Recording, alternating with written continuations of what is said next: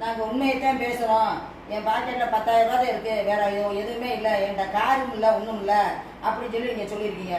எப்படிப்பா இந்த 10,000 ரூபா எடுத்துக்கிட்டு கொடைக்கானலில் போய் 5 ஸ்டார் ஹோட்டலில் போய் தங்கியிருக்கீங்க, ஓட்டிக்கு போயிருக்கீங்க. நம்ம பால்டால் பாப்பா வேற துபாய்க்கு போயிருச்சு, அங்கே போய் எடுத்துக்கிட்டோம்னா நல்லா ஹோட்டலில் போய் உட்காந்துக்கிட்டு நல்லா என்ஜாய் பண்ணிட்டு வந்துகிட்டு இருக்குது. இதுல என்ன கேட்டோம்னா, இந்த 10,000 ரூபா வச்சு 32 பவுன்ல கிரீடம் செஞ்சு ஒரு சாமிக்கு வேற கொடுத்துருக்கீங்க. எப்படிப்பா எங்களால ஒரு கிராம்ல ஒரு தோடு வாங்க முடியல, ஒரு காலுக்கு போற ஒரு மிஞ்சி வாங்க முடியல, ஒரு பிள்ளைகளுக்கு ஆசைப்பட்டது ஒரு சின்ன கொலுசு வாங்க முடியல, இப்படி இருக்கும். ஆனா நீங்க 10,000 ரூபா வச்சு இப்படிலாம் எப்படி செஞ்சீங்கன்னு எங்களுக்கு தெரியல. அந்த ட்ரிக்கை கூட எங்களுக்கு சொல்லி கொடுங்க. நீங்க பொறுப்புனாலும் நீங்க ஓடி போயிட்டு அந்த எலெக்ஷன் டயத்துல நீங்க வந்துட்டீங்க. பாவம் துர்க்கம்மா வீட்டுக்கு செலவுக்கு இல்லாம எவ்வளவு கஷ்டப்பட்டுருக்காங்க தெரியுமா?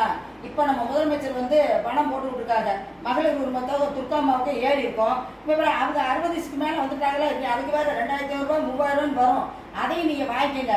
பாவம் ரொம்ப கஷ்டப்பட்ட சூழ்நிலை இருக்கீங்க. இதை வச்சு நீங்க இந்த மாசத்துக்கு நீங்க சமாளிச்சுக்கோங்க, ஒன்றும் பிரச்சனை இல்லை. அதுக்கடுத்து ஏதாச்சும் உரிமை தொகைன்னு கொடுப்பாங்க, அதையும் நீங்க அனுபவிச்சுக்கோங்க.